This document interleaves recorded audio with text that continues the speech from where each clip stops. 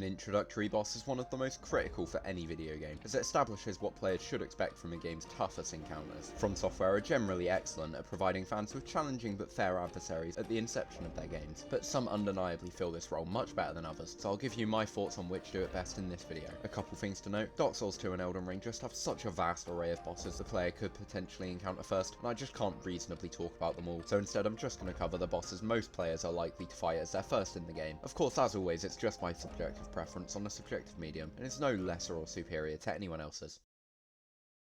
Being the first boss I fought in the notoriously hated Dark Souls 2, the last giant did not serve to remedy my apprehension towards the game. I have been enjoying it to this point, but comparing the last giant to Cleric Beast, Gundyr, Asylum Demon and Tree Sentinel, the first bosses from the Souls games I previously completed, it absolutely pales in comparison. He has an unengaging moveset, and the fight boils down to chipping at the ankles while facing off against janky hitboxes, which is never a great formula for a Souls boss.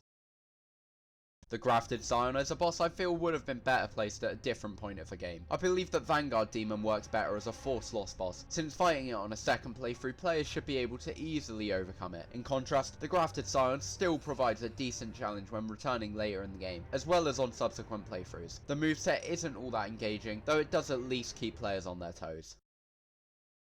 Up next is Soulsborne's first true boss, and overall it's an okay fight. The enemies are more a part of the boss than just ads, so it works relatively well in this case. Despite this, the fight is still mechanically void. It just consists of killing the regular enemies until you can hit the boss, and neither of your types of opponent have very diverse or engaging movesets, landing this boss alongside its counterparts in this run of passable but unremarkable boss fights.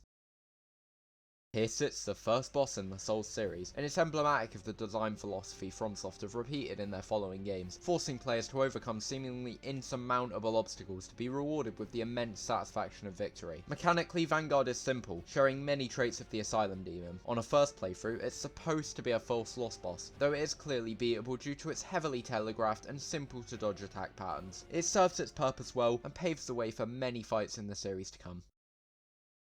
Gladius's quality is all in the spectacle of the encounter. The arena is epic, and he's the final grand challenge after a run of Night Rain, and his design is certainly a standout, but that's where the positives come to an end. I do admire pretty much everything they tried here, and genuinely see the vision for what Gladius could have been. Unfortunately, he suffers the same flaws as so many big beast style bosses with erratic movement that make it feel like a much less methodical, skillful back and forth, and more like a scramble to get hits on the target as he leaps around the arena. He's designed to be fought by 3 players. The pseudo phase 2, where he splits into a trio of Dark Souls 3 teleporting dogs, is clearly intended to work around this style of play, but work it does not. The dogs don't aggro to any player consistently. It's not a case of them attacking one player each. It's not a case of them attacking the player that attacks them. They instead seem to randomly pick a player and bounce between them with no level of consistency. And when it's such a vast arena, which it has to be for his moveset, it can be incredibly difficult to chase the dogs down to actually deal damage. Gladius is a boss that could have been great, but is an unfortunate victim of FromSoft's lack of mastery of the design of beast-type enemies.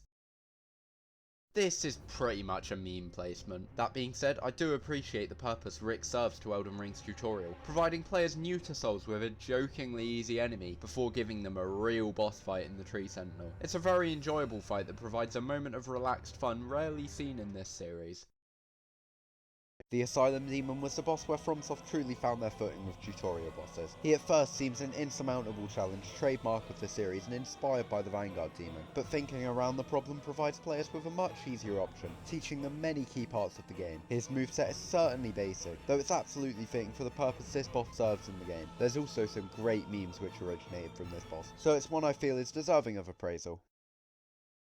The first time I fought this boss, he was going through a bit of a rough time. We exchanged a few moves, and he decided it wasn't worth it, pulling a Rhino Brawn and leaping off the ring. Only he actually succeeded in putting an end to it all. Some people complain about this, but I think it genuinely adds to the enjoyment of the encounter. It's just so out of nowhere and gives a touch of humour that I always appreciate in these dark and challenging games. His moveset is decent, if easy, but I think this boss is definitely better than most people give him credit for.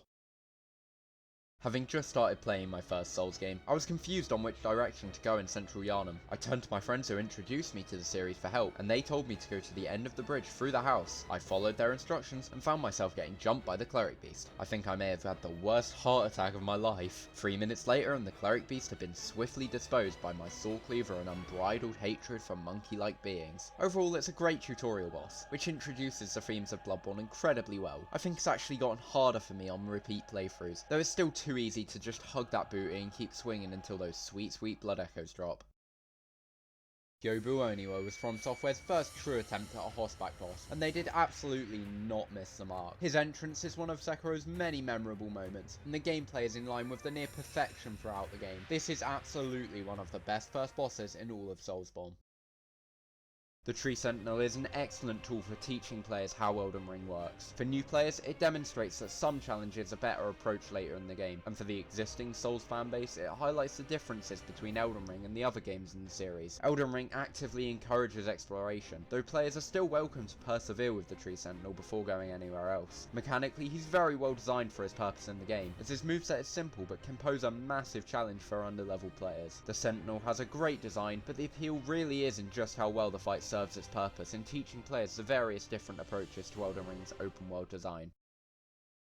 With the monumental success of Elden Ring, Margit was the first true challenge for thousands of new players. The reason he's such a great first boss is due to the lessons he teaches the player. Throughout the starting part of the game, the player is pointed towards Stormveil, but arriving there and being faced with this overwhelming obstacle left many new players unable to progress. Within the first few hours of the game, this teaches the player a crucial part of Elden Ring, far more important than in other Souls games: exploration. Margit encourages the player to go into the world and make their character stronger to surpass him at a later date, in a very similar vein to the Tree Sentinel. On top of this, the boss teaches the newer players the importance of perseverance, a part of FromSoftware's games so heavily ingrained into their design formula. Bosses in these games are often so unbelievably difficult, and sometimes the only way to overcome them is to keep trying over and over. None of that's to take away from the combat itself. Margit's moveset is the most complex for a first boss in the series, and all his attacks feel incredibly fair and rewarding to dodge. I will admit being able to fall off the bridge while Margit can't is frustrating, but that's just another way of introducing the player to the unforgiving nature of Soulsborne games.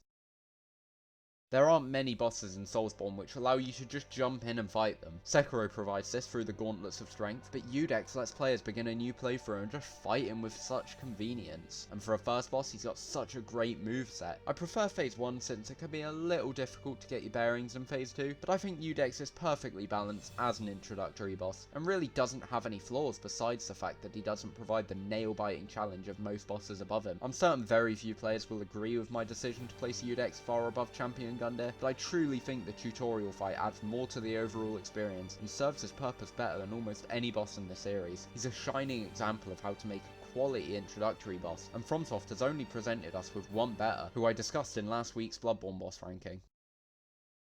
Most players will encounter the Cleric Beast first, but Gascoigne is the first mandatory boss of Bloodborne, and he's my favourite introductory boss in the series. While Gascoigne doesn't teach the game's mechanics quite as well as Genichiro, I personally prefer his moveset. Parrying him is always enjoyable, and the shifting between his small axe and large axe, which potentially mirrors the player's own weapon should they choose the Hunter's axe at the start of the game, makes the fight incredibly engaging. The second phase is undeniably the weakest part of the fight, but it's still a pretty well designed encounter when compared to the rest of Bloodborne's base game bosses. I'm definitely a little biased towards Gascoigne, with Bloodborne being my first Souls game and him being the first boss that truly engaged me with the style of these games. I'd argue that Gascoigne is the reason I'm so obsessed with FromSoft today, and for that and his incredible design, he lands a coveted spot as my favourite boss in Bloodborne's base game. So there you have it, my ranking of the first bosses in Soulsborne from worst to best. I'm eager to hear your thoughts in the comments below, but I'll reiterate that this medium is subjective, and nobody's opinion is superior to anyone else's, so just keep it respectful. Thank you for watching, and I hope I might see you next time.